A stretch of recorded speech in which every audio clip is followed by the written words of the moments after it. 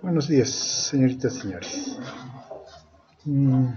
Estuvimos revisando la composición del aire y sus presiones, considerando que las presiones parciales de los gases son los que, o la gradiente de las presiones parciales de los gases, son las que van a permitir la movilización del oxígeno, del CO2.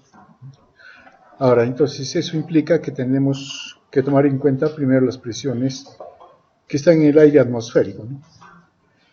Y luego ingresando hacia los alvéolos, a los pulmones, a los alvéolos, el aire humidificado hasta que llegamos al área alveolar. Es el aire que ingresa y el aire expirado tiene otra composición.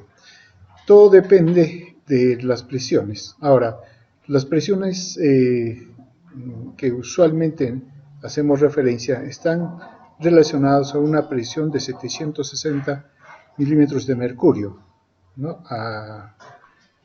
Eso significa a nivel del mar, pero no estamos a nivel del mar. Y ahí entonces necesitamos conocer los valores, por ejemplo, a la altura en que estamos.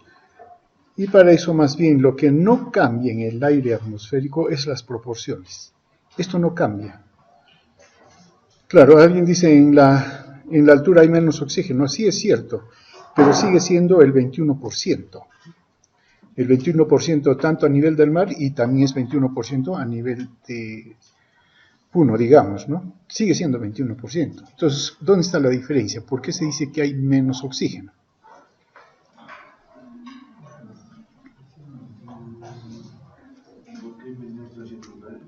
¿Mm?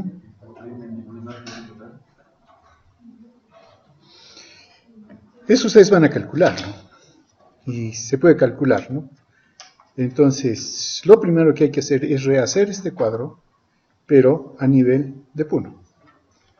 Y para eso tienen que buscar la presión atmosférica que hay en Puno y hacer nuevamente los cálculos, ¿no? Y tendremos otro cuadro.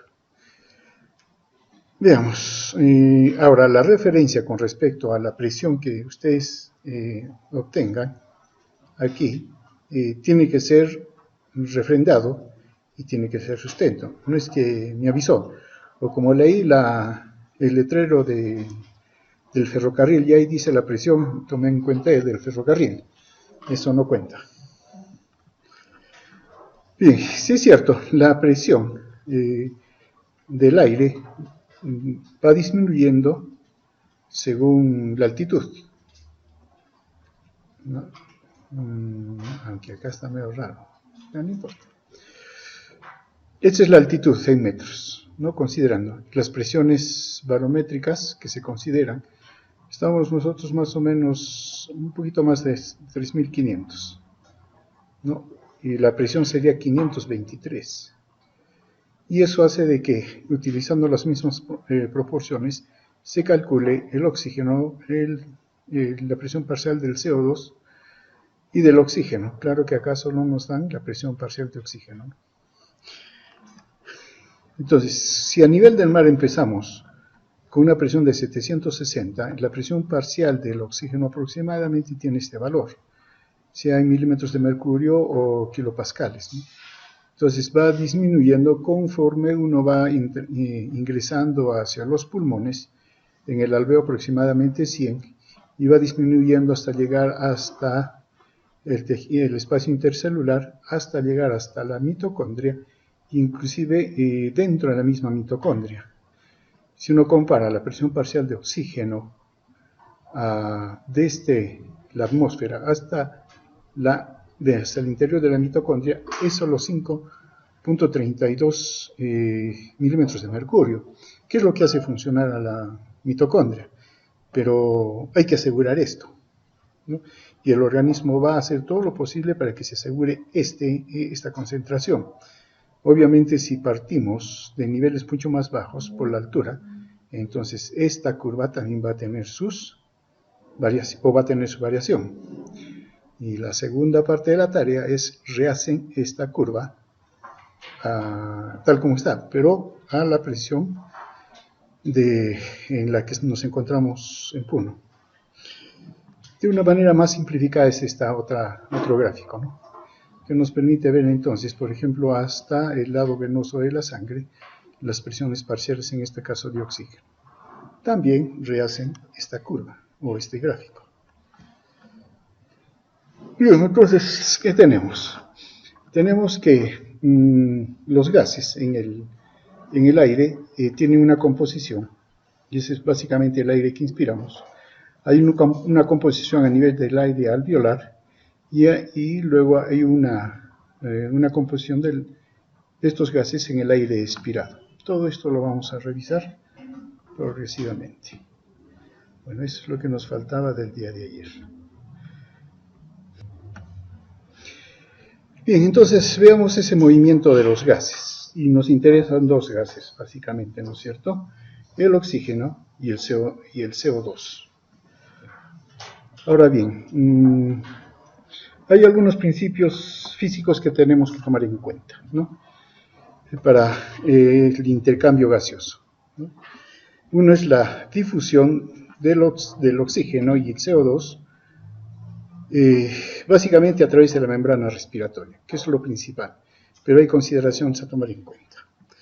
Cuando hablamos de difusión, estamos hablando de un mecanismo de intercambio, intercambio, en este caso de gases, pero estamos hablando de un nivel de intercambio o fuerzas que posibilitan el intercambio.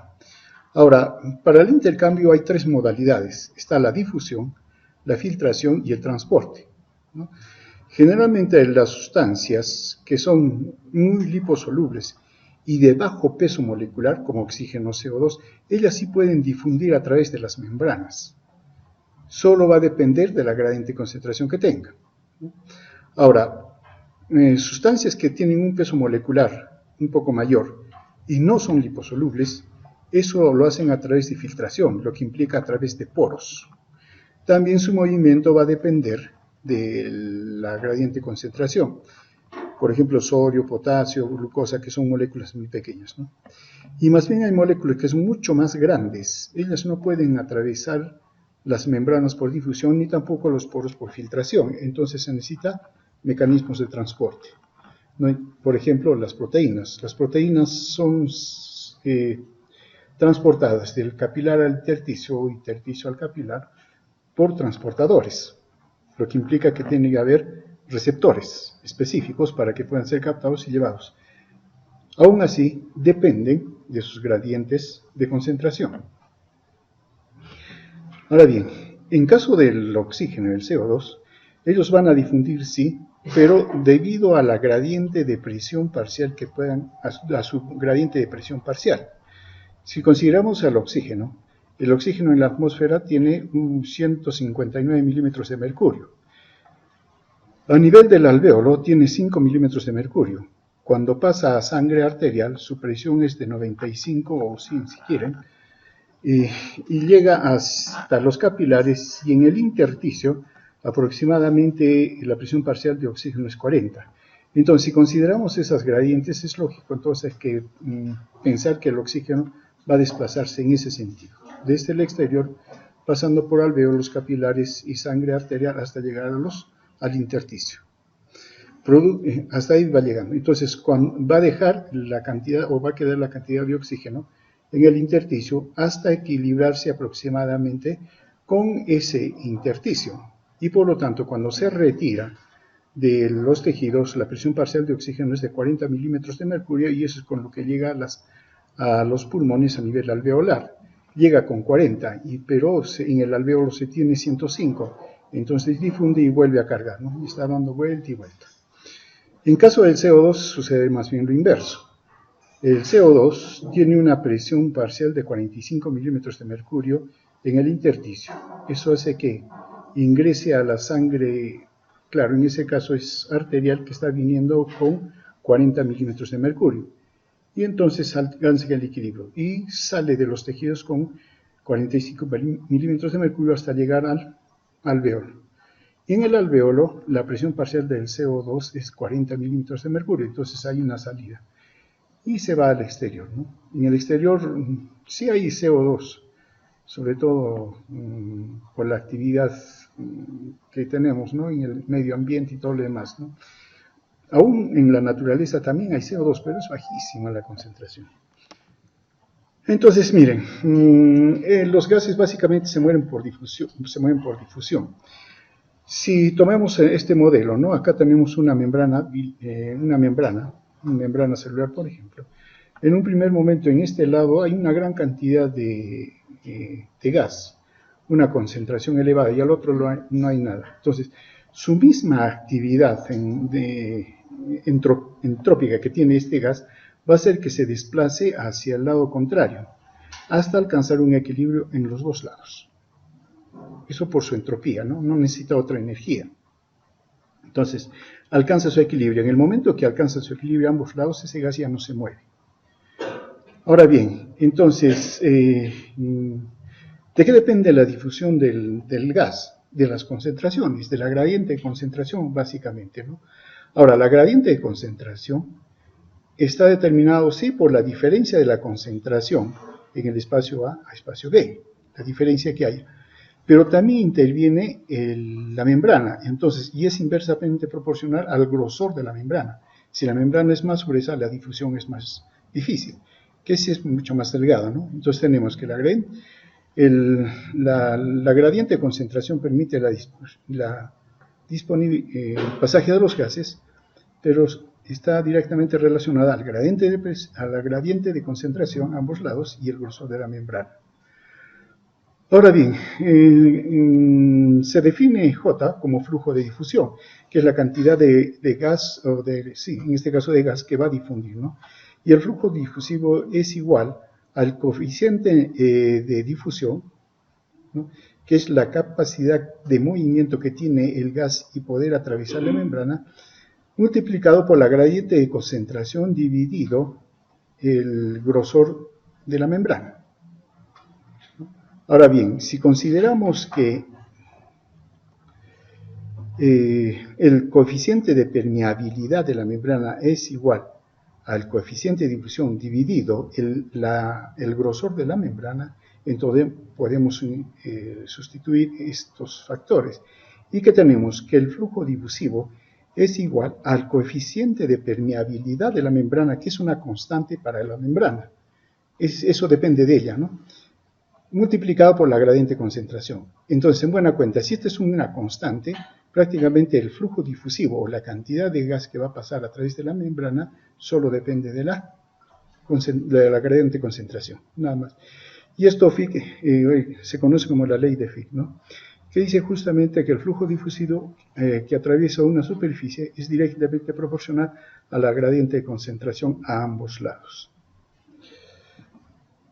Ahora bien, como mencionamos, la difusión del oxígeno va desde los alveolos, ya ubicándonos desde ahí, hasta la sangre pulmonar. Y la difusión del CO2 va en sentido opuesto.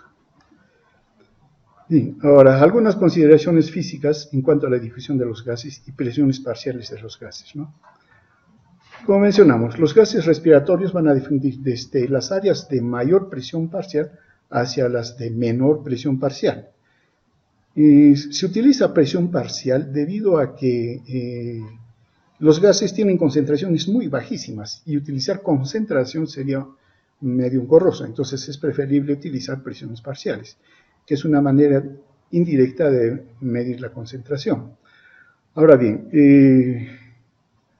claro, para el caso de los gases respiratorios, que consideramos a estos tres, oxígeno, nitrógeno y CO2, la tasa de difusión es directamente proporcional a la presión causada por cada gas por separado en esa combinación, y eso le llamamos presión parcial, ¿no? Como mencionamos, eso se utiliza para expresar concentración de los gases, ¿no? Y su denominación es la que estamos viendo aquí. Ahora bien, pero también es cierto que la presión de un gas en una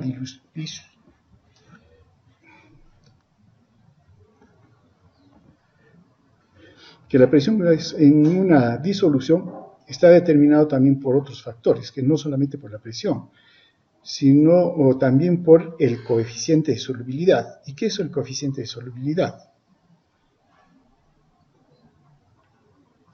¿Qué cosa es? Física. es la capacidad que tengan de disolverse, ¿no? Es la capacidad de disolución que tenga, en este caso, el gas en una sustancia. Ahora bien, esto es necesario también tomarlo en cuenta, porque si el gas se disuelve, se disuelve en un solvente, disminuye su presión. Es parte del gas que se incorpora al solvente, entonces su presión baja. Ahora, si su capacidad de difusión o coeficiente de solubilidad, perdón, es muy bajo, no es alto, es bajo, entonces no se disuelve, entonces queda afuera y tiene mayor presión. Entonces, esa es la otra, ¿no? Que dependiendo de su coeficiente de solubilidad, va a, digamos, a mantener una presión en determinado lugar. Y eso es lo que la ley de Henry determina, o menciona, ¿no? Que la presión parcial de un gas, o presión simplemente, depende de la concentración del gas disuelto, dividido el coeficiente de solubilidad, ¿no? Considerando que el coeficiente de solubilidad es la máxima cantidad del soluto que puede disolverse en 100 centímetros cúbicos de agua a una determinada temperatura. Entonces, ¿qué significa? Que la temperatura también tiene su juego, tiene su parte, ¿no? Entonces, en cuanto a la solubilidad de un soluto, claro, va a depender de su naturaleza y principalmente de la temperatura. Bueno, estas son las vías respiratorias, creo que no nos dedicamos a esto. Listo. Ahora bien, ¿cómo es con respecto a la difusión de los gases a través de la membrana respiratoria? Primero determinemos, la membrana respiratoria está dentro de lo que nosotros llamamos, hablando fisiológicamente, la unidad respiratoria. Y la unidad respiratoria es el lobulillo respiratorio, o acino también que se le llama, y está formado por el bronquiolo respiratorio, los conductos alveolares, los atrios y los alvéolos, ¿no? Ahora bien, el lóbulo primario, o lobulillo respiratorio, incluye también al bronquiolo terminal, pero el bronquiolo terminal no es respiratorio, ¿no? Ahora, se considera que hay 300 millones de unidades respiratorias a nivel de los pulmones, ¿no? Eso es enorme. Ahora, para que se pueda dar intercambio, hay que considerar que eso se hace a través de una membrana, las membranas o las paredes de los alvéolos para empezar, y estas son muy delgadas, ¿no? Pero a su alrededor hay una red muy sólida de capilares que están interconectados. No es tanto esto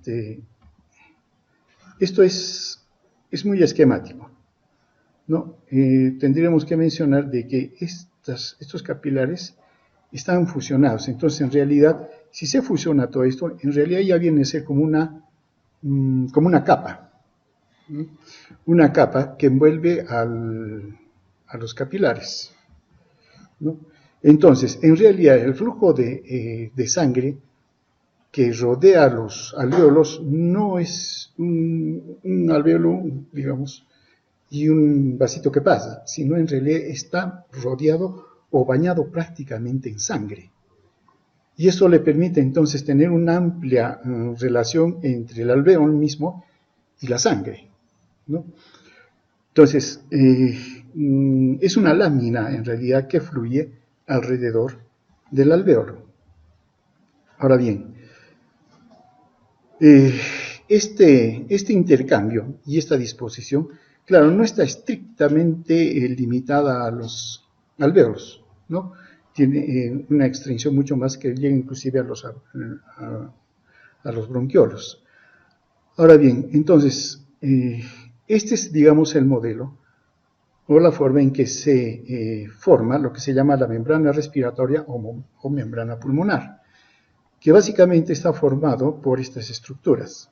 Si nos ponemos en el alvéolo, lo primero que tenemos es una capa de líquido que reviste el alvéolo, ¿no? Y ahí está el surfactante pulmonar. Luego tenemos el epitelio alveolar, ¿no? formado por células epiteliales delgadas, luego una membrana basal, le seguiría otra membrana basal, pero que corresponde a los capilares, y básicamente correspondería a las células endoteliales que se encuentran, que forman el capilar. Y luego tenemos ya el espacio del capilar, la sangre.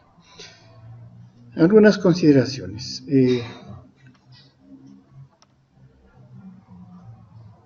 En realidad, este espacio entre la membrana basal del epitelio y la membrana basal del endotelio no existe. Se dice que es virtual. No existe, básicamente. Y segundo, aquí el glóbulo rojo parecería que había un espacio, no. El diámetro que tienen los capilares a este nivel es más o menos de 5 micrómetros. ¿Cuánto es el tamaño de un glóbulo rojo? 7, 8 micrómetros. Eso, por lo tanto, entonces, cuando el glóbulo rojo pasa por el capilar pulmonar, pasa apretado y no deja espacio entre el endotelio y la membrana del glóbulo rojo. No hay espacio. Entonces pasa apretado, de tal manera que este espacio no hay. ¿Todo esto qué permite? Que la membrana respiratoria sea lo más delgada posible y que permita entonces el paso difusivo del oxígeno desde la luz del alvéolo hasta el mismo glóbulo rojo. Claro, aquí inclusive tendríamos que tomar en cuenta como parte de la membrana, hablando dinámicamente, la membrana del glóbulo rojo como parte de esta membrana respiratoria, pero usualmente no se le considera, ¿no? Por su comportamiento diferente. ¿Por qué? Porque el oxígeno tiene que llegar hasta la hemoglobina que está dentro del glóbulo rojo, no está en la sangre libremente. Ahora bien, como mencionamos, este espesor de la membrana respiratoria aproximadamente es de 0.5 a 0.6 micrómetros, ¿no? Ahora, pero también hay que considerar el tamaño de esa membrana. Y se ha estimado, como son tantas unidades respiratorias, que se ha estimado que hay 70 metros cuadrados de superficie de la membrana en el adulto normal. Eso es enorme. Claro, es un área de 70 por 10 metros, ¿no? Sí, 70 por 7, 10 por 7, es un área que da los 70 metros cuadrados. Ahora, también hay que considerar la sangre, la cantidad de volumen que pasa a través del capilar. Y aproximadamente es de 60 a 140 mililitros. Después vamos a hacer las correlaciones. Ahora, el diámetro de los capilares, como mencionamos, es de 5 micrómetros aproximadamente.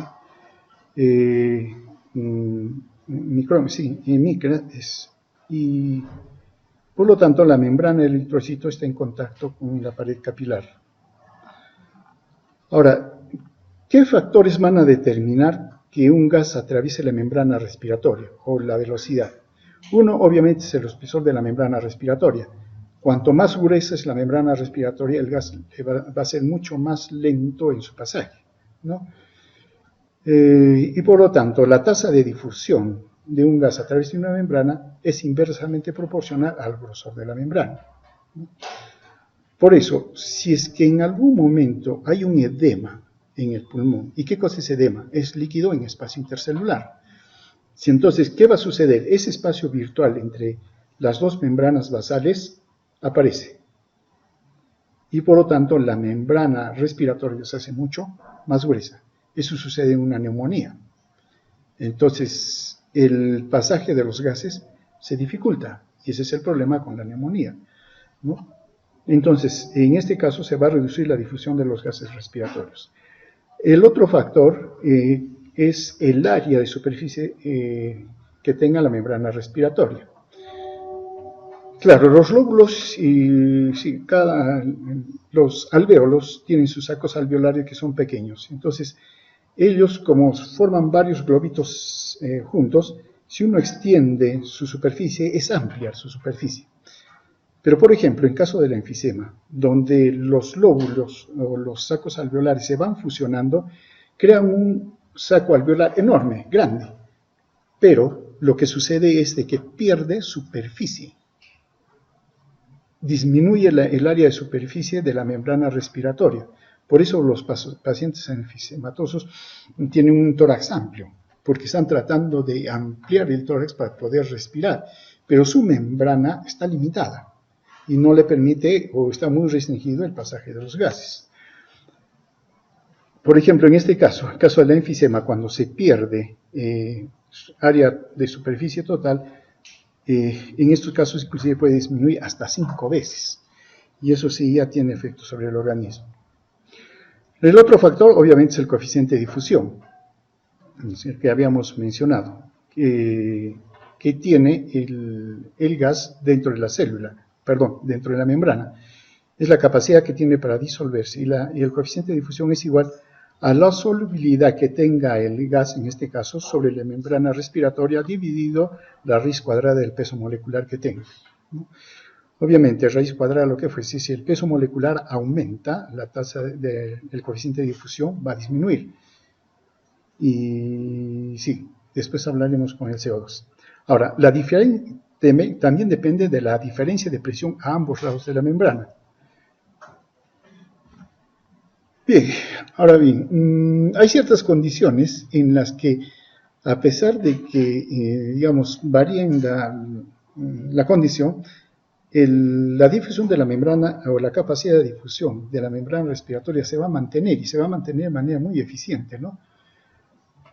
Por ejemplo, la capacidad de difusión en los pulmones para el CO2, por un lado, es 20 veces más para el oxígeno. Eso hablando de la difusión, la capacidad de difusión, coeficiente de difusión todavía, ¿no? La capacidad de difusión de los pulmones, en los pulmones del oxígeno es 21 mililitros por milímetro de mercurio por minuto, mientras que para el CO2 es 20 veces más, 440 mililitros por milímetro de mercurio por minuto. Entonces, ¿quién difunde y quién pasa más rápido? El CO2. Por eso él no necesita una gradiente tan grande como lo necesita el oxígeno. Claro, y esto va a tener su efecto, ¿no? Ahora, cuando hay ejercicio, por ejemplo, las capacidades de difusión van a aumentar. Por ejemplo, en caso del ejercicio, la oxigenación de la sangre aumenta no solo porque aumentamos ventilación, sino también porque hay una mayor capacidad respiratoria, hay una mayor capacidad de la membrana respiratoria para permitir el pasaje del oxígeno, ¿no? Ahora, durante el ejercicio, la capacidad de difusión para el oxígeno aumenta hasta los 65 centímetros cúbicos. ¿Cuánto dijimos que era?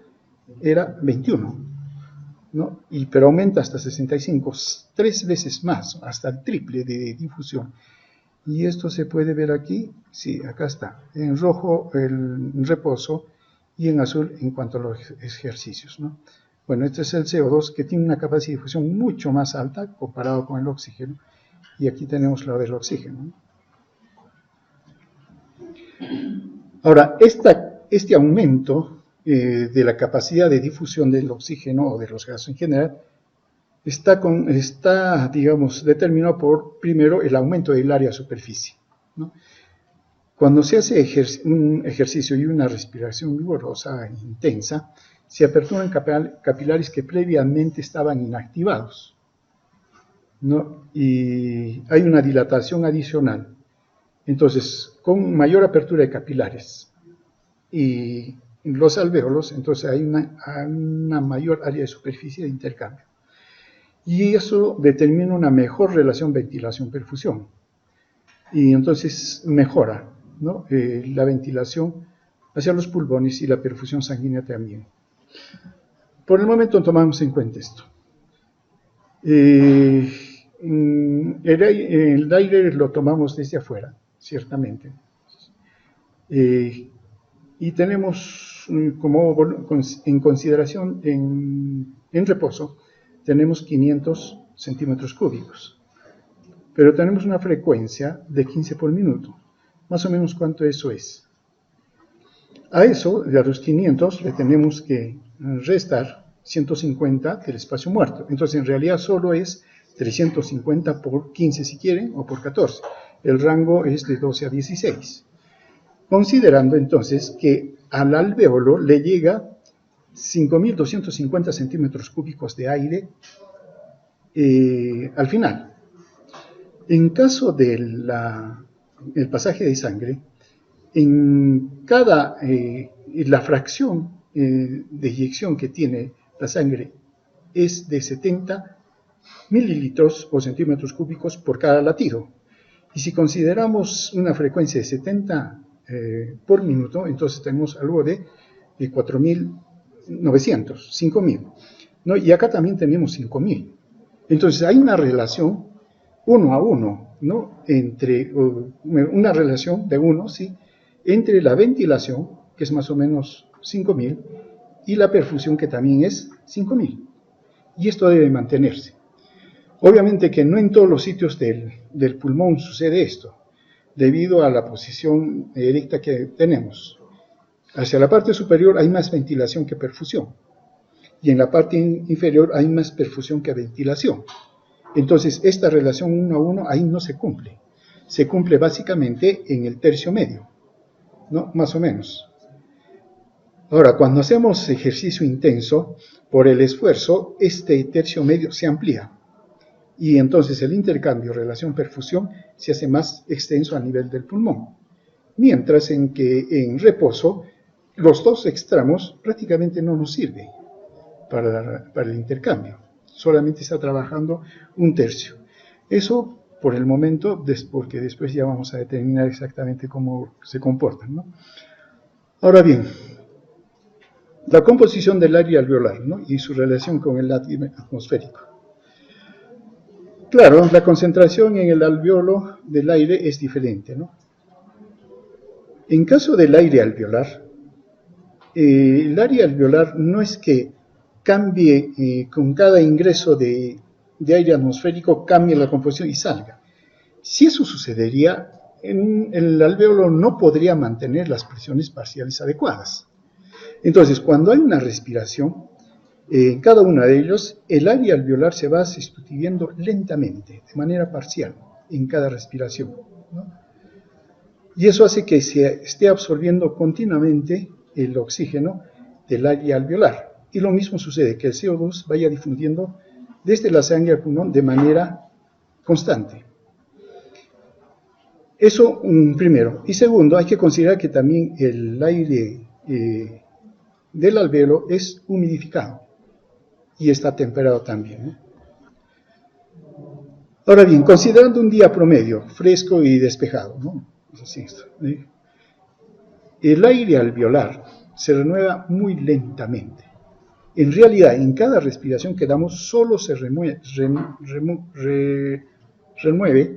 una séptima parte del total del aire alveolar. ¿Eso qué permite? Que prácticamente la presión parcial del oxígeno, que es 105, se mantenga constante. Porque si no ingresaría aire de todo, digamos, si se abriera todo el cambio, entraría con 140, 150 y entonces el alveolo alcanzaría 150. No sucede eso. Siempre se mantiene con 105. Y entonces poco a poco es removido, mantenido. Lo mismo sucede con el CO2. Está saliendo el CO2 y los 40 que tiene el alvéolo va siendo removido lentamente y mantiene su 40. ¿No? Entonces, de esa manera las presiones parciales en el alvéolo son constantes. Esta lenta sustitución impide que haya cambios bruscos en las concentraciones de los gases en la sangre.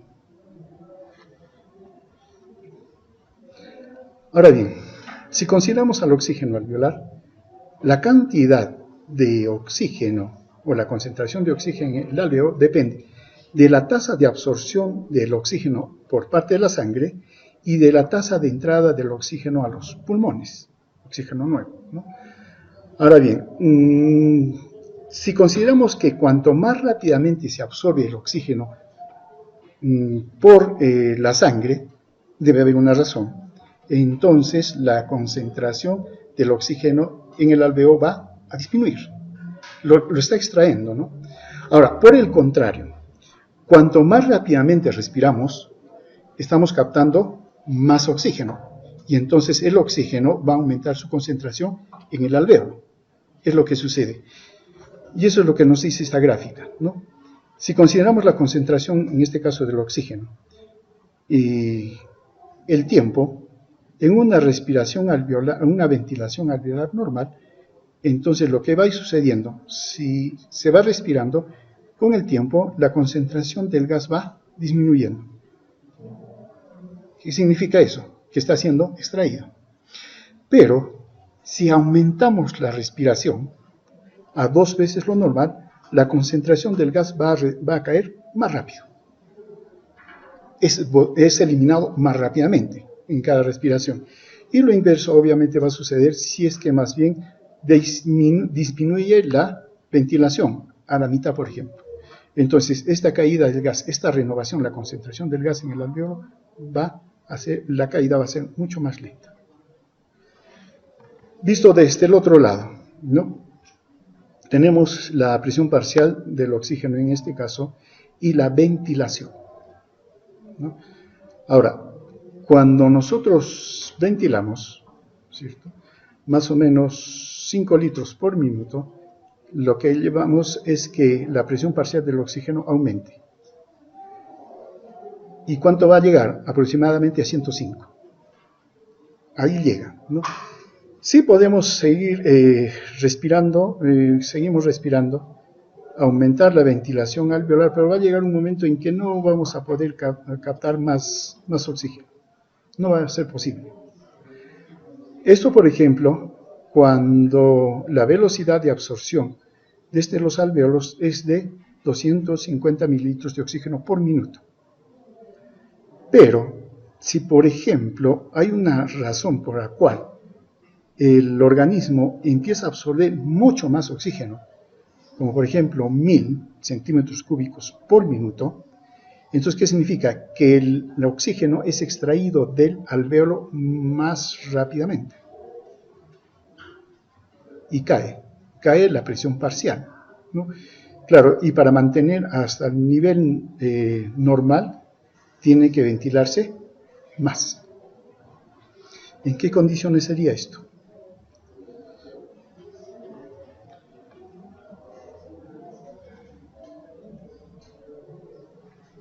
Cuando hay un aumento de la actividad metabólica. ¿Y cuando hay aumento de actividad metabólica? Ejercicio.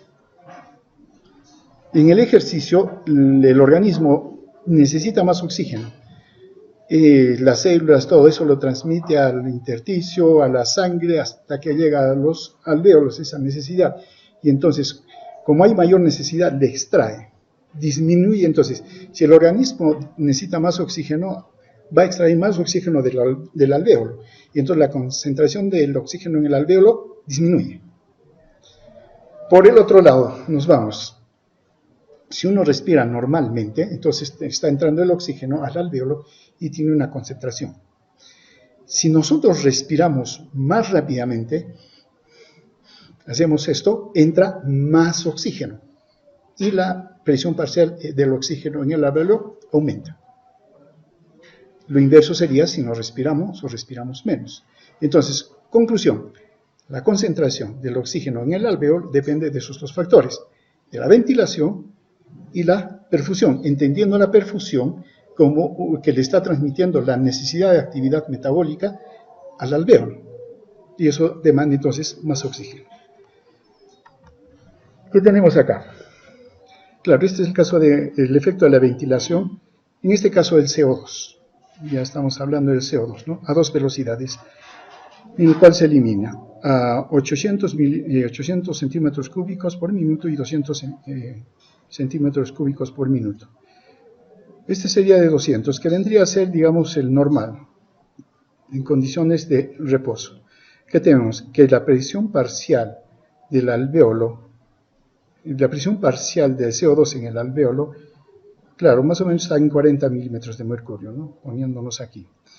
Pero claro, simplemente uno dice, si aumenta la ventilación, el CO2 es eliminado más rápidamente, entonces cae rápidamente.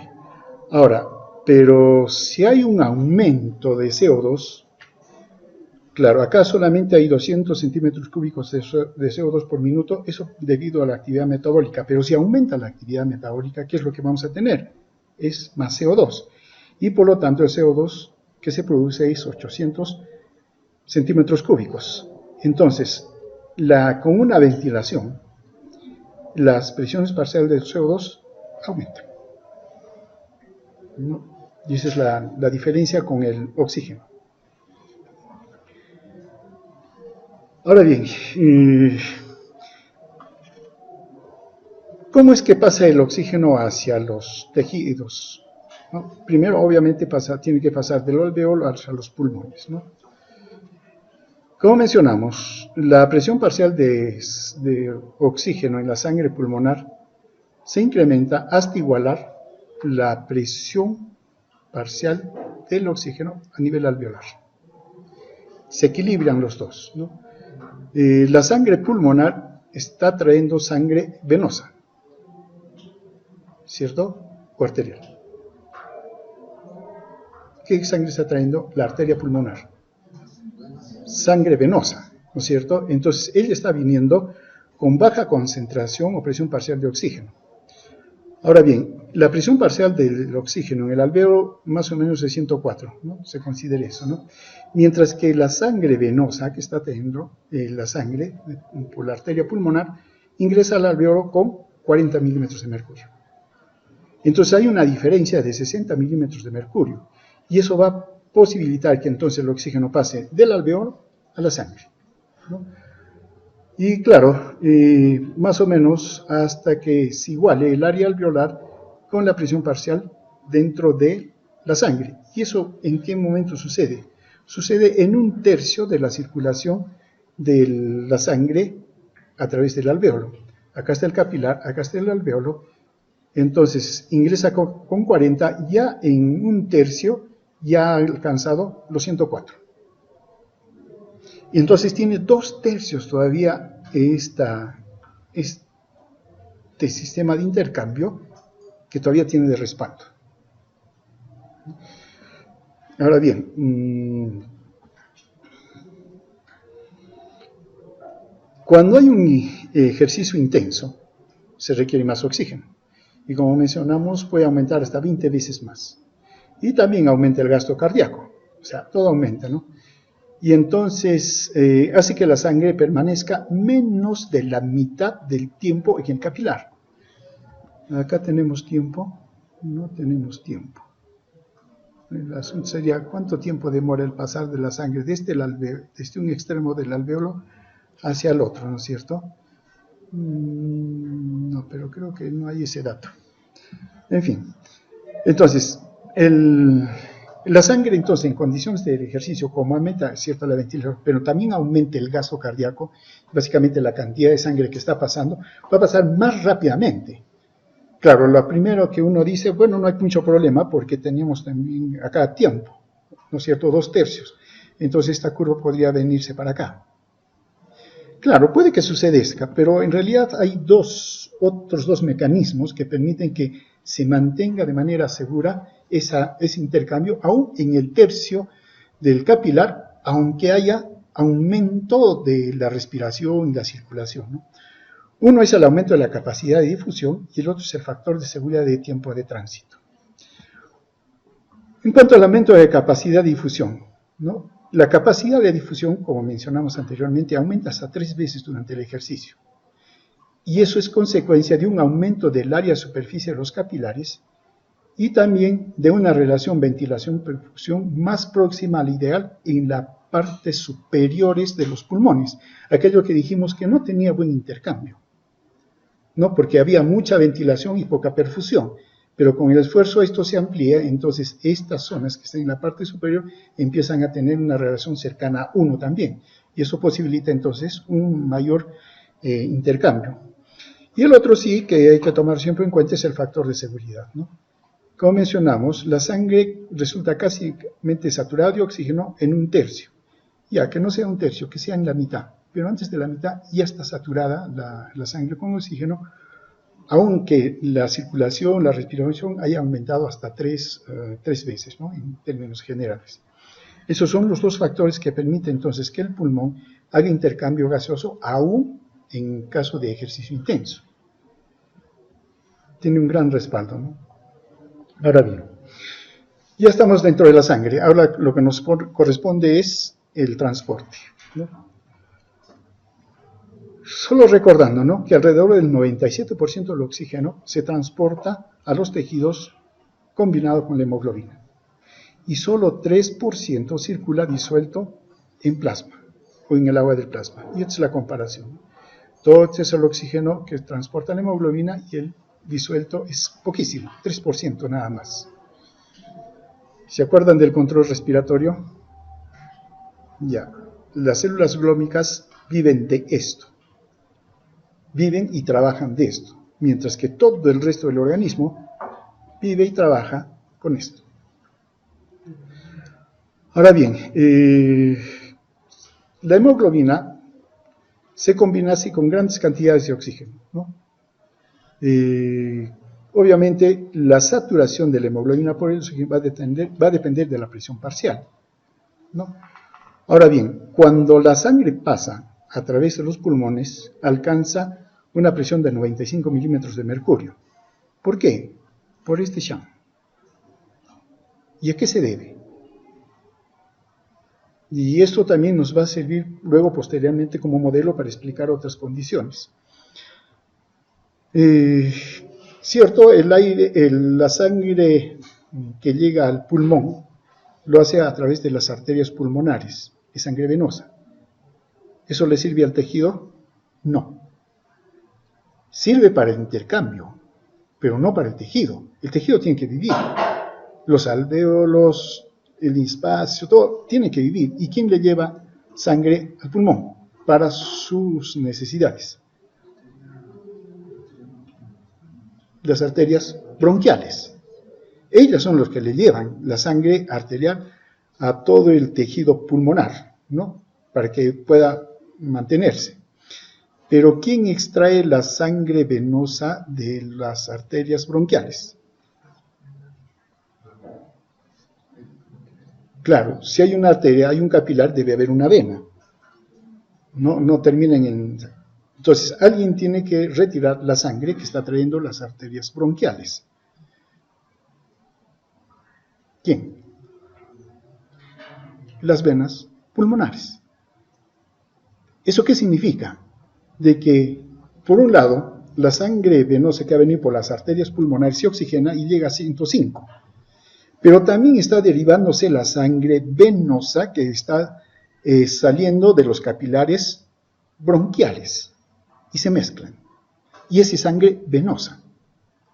Claro que la cantidad de sangre que está viniendo por las arterias pulmonares y luego pasan a las venas pulmonares es grande, enorme, mientras que la otra es pequeña. Entonces, sí le hace diferencia. No es significativa, pero le hace diferencia. Por eso que de 104, 105 que tiene de presión parcial el oxígeno en el alvéolo, debía pasarle los 105 a la sangre arterial, que sale por las venas pulmonares. Pero no alcanza eso porque de las arterias bronquiales la sangre venosa está saliendo. Y eso hace entonces que baje. Y baja en promedio a 95. Su conclusión, ¿qué tenemos? En la salida tenemos 95 milímetros de mercurio de presión parcial del oxígeno. Y eso se debe a este sham. Acuérdense de este sham porque después también vamos a tener que volver a hablar de él, ¿no? Listo. Ahora bien, el oxígeno tiene que combinarse con la hemoglobina. Sí, se combina con la hemoglobina. Y sí, acá tenemos esta famosa curva de disociación del oxígeno y la hemoglobina, ¿no?, que nos señala el porcentaje de saturación de la hemoglobina por parte del oxígeno. Acá tenemos saturación de la hemoglobina por el oxígeno y aquí tenemos las presiones parciales. Listo. Entonces, de ver solamente esta gráfica, uno saca sus conclusiones, ¿no es cierto? ¿Qué conclusiones sacamos?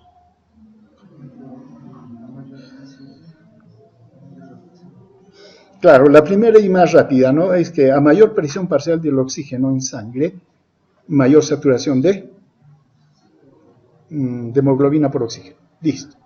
Ya, pero hay más cositas que hay que tomar en cuenta.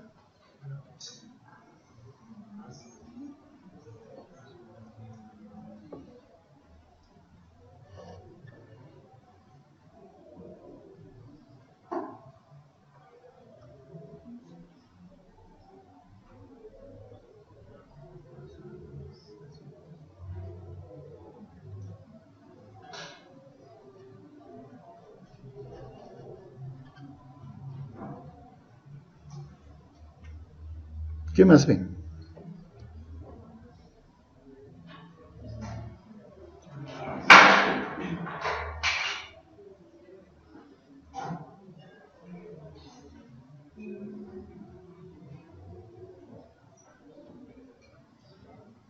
Que mientras más presión de oxígeno hay, la hemoglobina se satura menos rápido. ¿Cómo? Mientras más aumenta la presión de oxígeno en sangre, la hemoglobina se satura menos rápido. Va por ahí, va por ahí, va por ahí.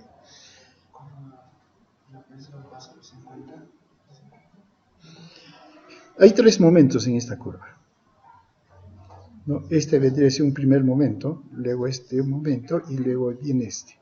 Son tres momentos que hay en esta curva.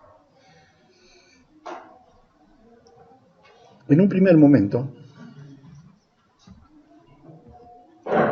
si aumenta la presión parcial del oxígeno, sí, la saturación de la hemoglobina se da, pero digamos lentamente, por así decirlo. Luego llega un segundo momento en que, variando de manera proporcional las presiones parciales del oxígeno, la saturación aumenta rápidamente. Y luego, un tercer momento es que, bueno, si es que esto lo extendiésemos, por más que aumentemos la presión parcial del oxígeno, ya la hemoglobina no se satura. Y en realidad nunca llega al 100%. Si ustedes quieren al 99.9, 99.8, 99.995, pero nunca llega al 100%, ¿no? Entonces, pero claro, para efectos prácticos mencionamos que, por ejemplo, ya una presión de 120, ya al 100% de la hemoglobina está saturada. Bueno, ¿no? Entonces, lo tomamos, digamos, de manera general de esa manera. Entonces, hay tres momentos en esta curva. Pero obviamente la saturación de la hemoglobina en todo eso depende de la presión. Si aumenta presión, aumenta la saturación de oxígeno a la hemoglobina, ¿no?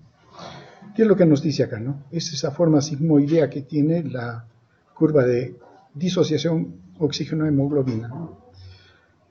Ahora bien, ¿a qué se debe este comportamiento de la curva? O este comportamiento de la curva de disociación oxígeno-hemoglobina. Cada molécula de hemoglobina incorpora 4 moléculas de oxígeno, cada molécula de hemoglobina, ¿no? Ahora, resulta que cuando una molécula de oxígeno se une a la hemoglobina, le es difícil, necesita presión. Por eso es que tiene que aumentar presión y para poder ingresar la primera molécula. Pero una vez que ingresa la molécula, la segunda ingresa más fácil, la tercera mucho más fácil y la cuarta mucho más fácil todavía, ¿no? Entonces, aumenta la afinidad de la hemoglobina por el oxígeno cuando la hemoglobina empieza a captar al oxígeno. Primera molécula, segunda molécula, tercera, ¿no? Ahora bien, esto se debe a la estructura que tiene la hemoglobina. La hemoglobina en realidad es una proteína compuesta, ¿no? Son en realidad 4 proteínas combinadas y cada uno de ellos tiene un grupo prostético, ¿no? Ahora bien, estas 4 unidades son iguales 2 a 2, porque en caso de la hemoglobina del adulto tenemos 2 cadenas alfa, 2 cadenas beta, que conforman la hemoglobina, ¿no? Y claro, considerando el tipo de cadenas, hay otros tipos de hemoglobina A2, por ejemplo, y la hemoglobina fetal, que tienen diferencias en cuanto a la composición de las cadenas. La fetal tiene 2 alfa también, pero 2 gamma, a diferencia del adulto que tiene 2 beta. ¿Hay diferencia? Sí hay diferencia. Y eso se traduce en afinidad por el oxígeno. Ahora bien, resulta que la hemoglobina está en 2 estados. El estado T tenso, que se le llama cuando no tiene oxígeno, es la desoxihemoglobina. Y el estado relajado, cuando capta el oxígeno, la oxihemoglobina. Y eso está en relación a una histidina de una de las cadenas en relación al grupo prostético. ¿Cómo se llama esta molécula? El grupo pirrólico, ¿no? Si lo vemos, en estado tenso, la relación que hay en esta histidina con este grupo es tenso, o sea, jala a este grupo y lo tensa, por eso es el estado tenso. Cuando capta el oxígeno, se relaja. Eso hace de que las cadenas, entre ellas, tengan ligeras diferencias, o sea, roten, se muevan, ¿no? Entonces, pasen del estado tenso al estado relajado. Está relajado cuando tiene oxígeno. Cuando va perdiendo oxígeno, se empieza a poner tenso y necesita relajarse. Entonces, cuando llega a los pulmones, capta el oxígeno y se relaja. Entonces, esto permite captar al oxígeno. Pero obviamente va a depender siempre de la presión, ¿no? Entonces, hay esa relación, estado tenso y el estado relajado, que le permite captar al oxígeno a la hemoglobina y luego, dependiendo de la disminución de presión, lo va a soltar ciertamente, pero se va a quedar tensa, ¿no? Por eso es que después tiene que regresar por oxígeno, o por lo menos es uno de los factores, ¿no?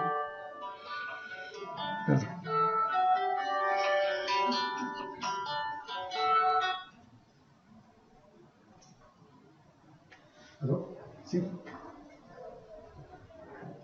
Ya,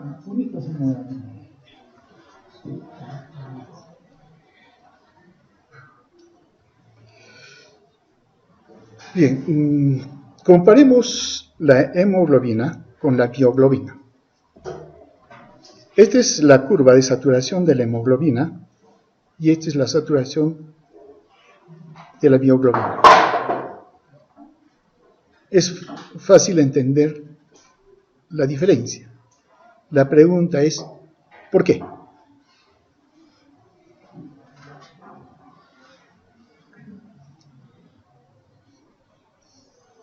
La mioglobina es otra molécula que capta oxígeno y lo almacena para el músculo.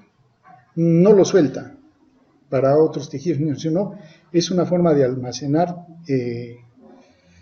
el oxígeno por parte de la fibra muscular. Por eso es roja la fibra muscular. Pero también hay fibra blanca, claro, porque tiene menos mioglobina. Esa es la diferencia, ¿no? La mioglobina. Entonces, ¿pero por qué? ¿Por qué hay diferencia entre las dos curvas de saturación?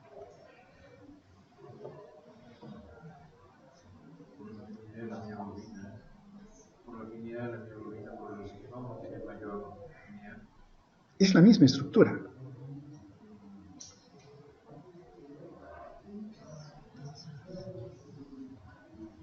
Por eso que la mioglobina no es utilizada como transporte de oxígeno, pero sí la hemoglobina.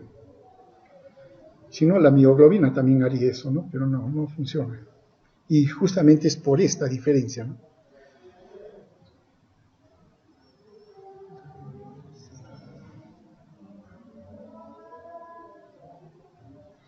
Porque la mioglobina es monomérica, la hemoglobina es tetramérica. La hemoglobina puede captar 4 moléculas de oxígeno, la mioglobina solo una. O se llena o no se llena, no tiene más. Mientras que la mioglobina todavía tiene 1, 2, 3, 4. Y depende de la afinidad, ¿no? O sea, la primera es difícil, pero la segunda más todo, entonces va cargando más rápidamente hasta que se llega. Mientras que la mioglobina no, o se llena con una sola y ahí queda. No hace más. Por eso, en una sola se completa. Entonces, sí, aparentemente la afinidad de la mioglobina sería mucho mayor por el oxígeno. No, simplemente que es su estructura, es la estructura monomérica que tiene, ¿no? Y de ahí que no sirva para transporte, etc. Muy bien. Veamos, esta es la curva de saturación o disociación oxígeno-hemoglobina que mencionamos. Veamos algunos parámetros. Por ejemplo, mencionamos que a nivel de la sangre, la sangre ya una vez que ha pasado, estamos en sangre arterial, ¿no? En la saturación de oxígeno a nivel de los pulmones, tenemos una presión de 95 aproximadamente. Y eso hace que la saturación de la hemoglobina llegue prácticamente al 100%, un poquito menos, ¿no? 98 por ahí, ¿no? Pero eso equivale más o menos a 18 volúmenes por ciento de oxígeno en la hemoglobina. Es otra manera de medirlo también, ¿no? Eso aquí tenemos. Pero si la presión parcial de oxígeno disminuye, por ejemplo, hasta sangre venosa, que es 40 milímetros de mercurio, obviamente la concentración de oxígeno unida a la hemoglobina va a disminuir. Pero miren, a pesar que ha habido esta gran caída de la presión, la diferencia de saturación es poca. Es poca. Claro, es que esto es posible porque estas presiones que estamos manejando de 40 a 100 están en el lado de la curva en la que tiene gran afinidad la hemoglobina por el oxígeno. Tiene ahí, entonces, hay poca variación. Pero si hiciéramos un esfuerzo intenso y por lo tanto la presión parcial de oxígeno disminuye en sangre venosa porque ha sido extraído hacia las células, entonces va a bajar a menos de 20. Pero miren, digamos 20, qué sé yo, 25 si quieren, pero la presión parcial de oxígeno cae rápidamente. Si le aumentamos otros 20 hasta 60, por ejemplo, que vendría a ser acá, aquí es poquita la diferencia, es poca. Pero a partir de los 40 la caída es más bien grande. Ahora, esto nos trae como consecuencia, digamos, para aclararnos algo, que usualmente nosotros sí estamos utilizando el oxígeno de la hemoglobina, pero las variaciones de saturación de oxígeno de la hemoglobina varían poco en condiciones de reposo, ¿no? Ahora, el organismo va a hacer lo posible para mantener mínimamente esta presión. Aumenta ventilación, aumenta todo eso, ¿para qué? Para mantener, porque si sabe que si se cae, se va a caer terriblemente. Y ahí sí estamos en complicación. Entonces, todos los mecanismos que anteriormente hemos mencionado, aumento de ventilación, aumento de perfusión, se va a dar para mantenerse en este rango las concentraciones de hemoglobina. Por eso que respiramos más rápido, aumenta la frecuencia cardíaca y todo lo demás, ¿no? Claro que sí se llega en caso de ejercicio intenso, por ejemplo, a estas caídas, ¿no?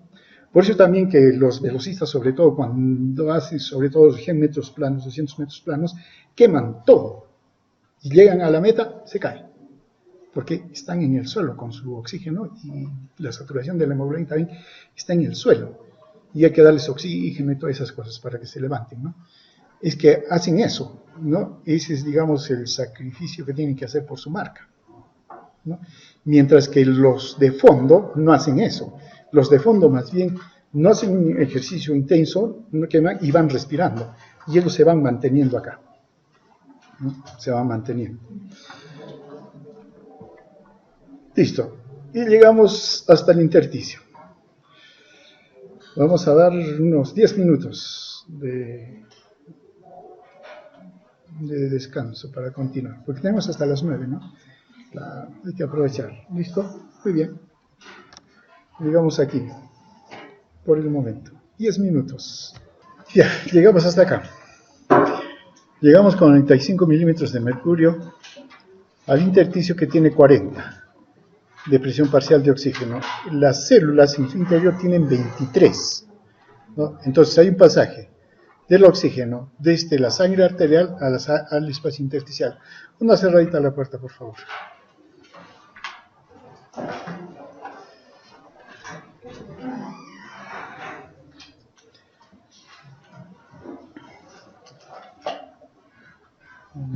Listo. Ahora bien, en este caso nos interesa la presión parcial de oxígeno a nivel tisular, ¿no? Ahora, la cantidad o presión parcial de oxígeno a nivel tisular está determinado, obviamente, por la tasa de transporte de oxígeno a los tejidos y por la tasa de utilización en los tejidos. Claro, es la misma lógica, ¿no? ¿Cuánto de sangre le llega al tejido? Eso depende de la cantidad de sangre que llegue. Y segundo, ¿cuánto lo utiliza? ¿Listo? Entonces, claro, entonces aquí la cosa está fácil, ¿no? También, la presión parcial de CO2 al inicio de los capilares tiene 95 milímetros de mercurio. Y cuando sale, debido al promedio o a la presión del intersticio, sale con 40 milímetros de mercurio.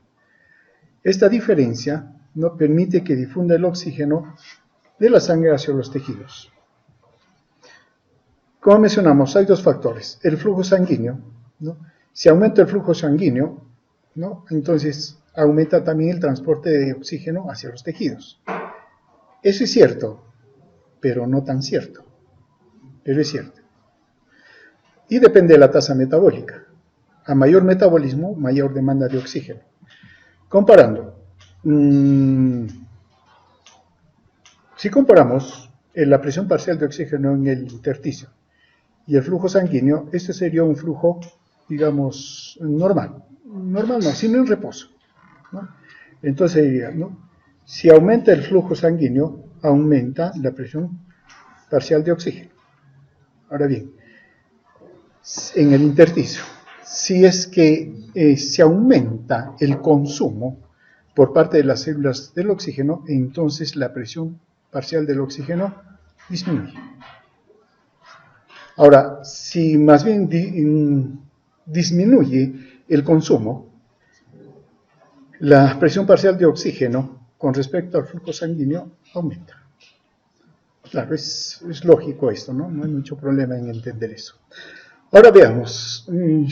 Claro, uno pregunta, ¿cuánto de oxígeno se transporta por la sangre o por la hemoglobina? Entonces, veamos, ¿cuánto es la cantidad máxima de oxígeno transportada por hemoglobina? Claro, necesitamos algunas unidades, ¿no? En una persona normal, cada 100 centímetros cúbicos de sangre contiene 15 gramos de hemoglobina. Estamos hablando de hemoglobina. Hemoglobina 15, GMET se dice 15%, ¿no? ¿Y qué significa? 15 gramos por 100 centímetros cúbicos o mililitros de sangre. Ahora, cada gramo de hemoglobina puede unirse 1.34 mililitros de oxígeno. Cada gramo. Cuando la hemoglobina está saturada al 100%. ¿Cierto? Muy bien. Entonces, si tenemos 15 gramos por 1.34, eso significa 20 mililitros de oxígeno por cada 100 centímetros cúbicos de sangre. ¿Cierto? Listo. Pero tenemos que hacer algunas variaciones o algunos ajustes, ¿no? La cantidad total de oxígeno que se une a la hemoglobina en sangre arterial no es aproximadamente el 97%, no el 100%. Entonces hay que hacer justo, lo que significa que hay 19.4 mililitros de oxígeno por cada 100 centímetros cúbicos de sangre. Eso es lo que se transporta. Eso va hacia los tejidos. Ahora, consideremos la sangre venosa. La sangre venosa está saturada en un 75%.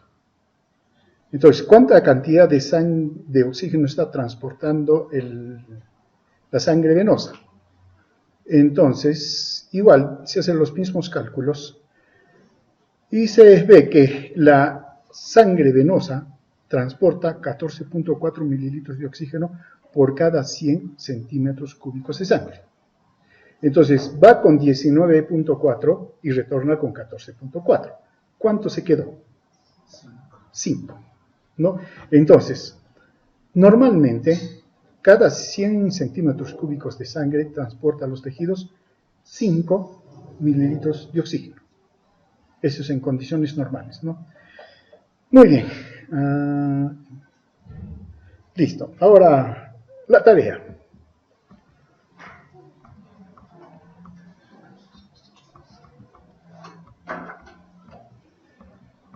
Ustedes ya han calculado las presiones, ¿no es cierto? Han hecho las gradientes y todo eso. Con esas gradientes, teniendo los datos, rehacen esta curva. La rehacen. Tienen que hacer sus cálculos y todo lo demás, y esta curva la rehacen nuevamente, para saber cómo es la saturación de hemoglobina en la altura. ¿A qué altura? 3825, dicen. Bueno, puntos más, puntos menos. Rehacen esa curva. ¿Listo? Y también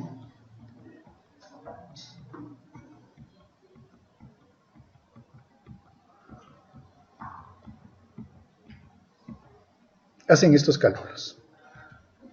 Estos cálculos también los hacen. ¿Listo? Muy bien.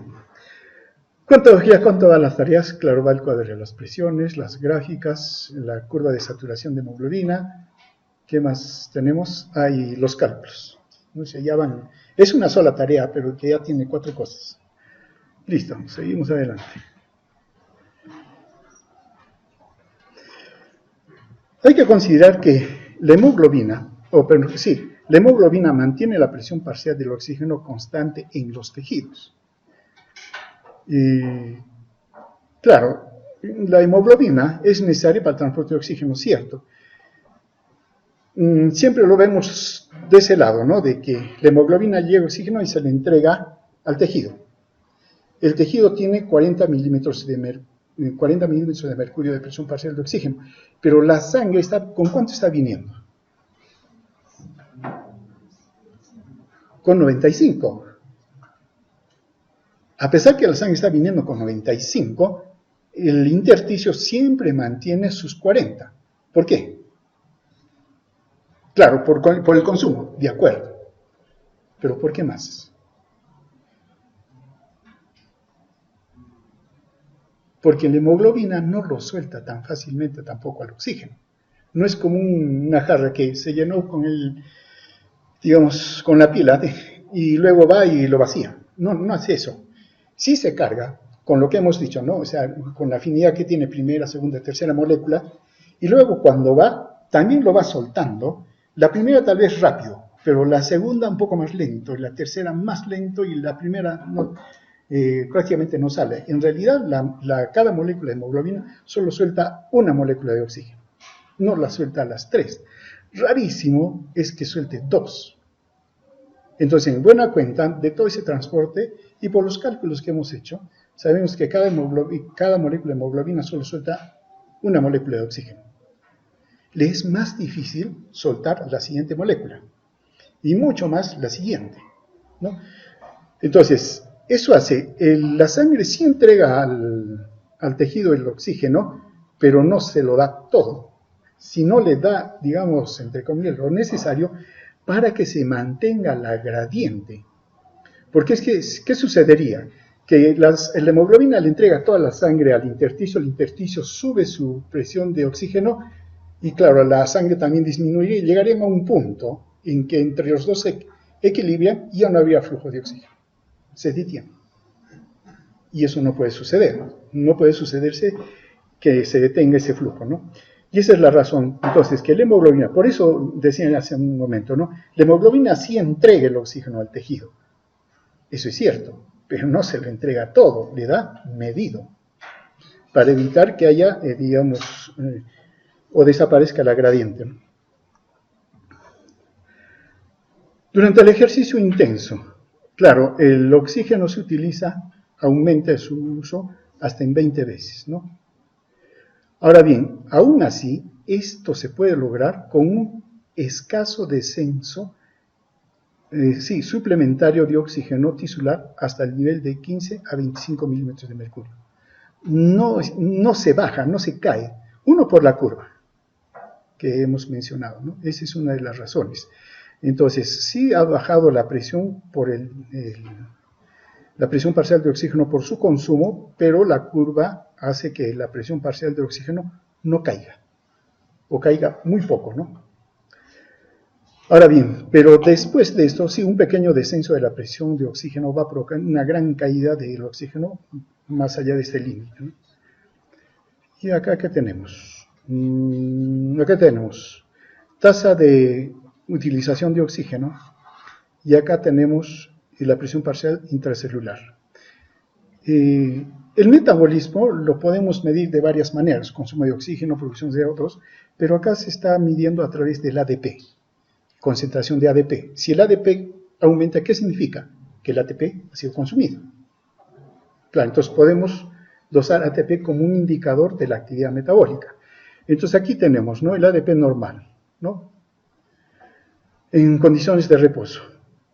Pero cuando, por ejemplo, aumenta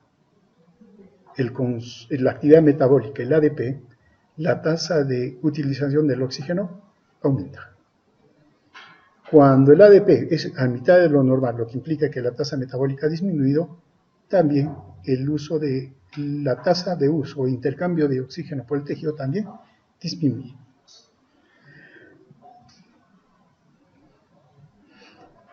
¿5 minutos más tenemos? Sí, listo, muy bien. Ya, esta es la curva de disociación oxígeno-hemoglobina. ¿Listo? Ahí hay algunos detallitos que debemos considerar. Y eso está relacionado con el efecto Bohr. Claro. Uno piensa, ¿no? ¿Por qué la hemoglobina suelta el oxígeno? Básicamente, hasta ahora entendemos que está determinado por la presión parcial del mismo oxígeno. ¿Cierto? Listo. Pero hay algunas cosas que hay que considerar. Cuando la sangre llega al intersticio, al tejido, al espacio, sí, a los tejidos, lo que se está produciendo es CO2.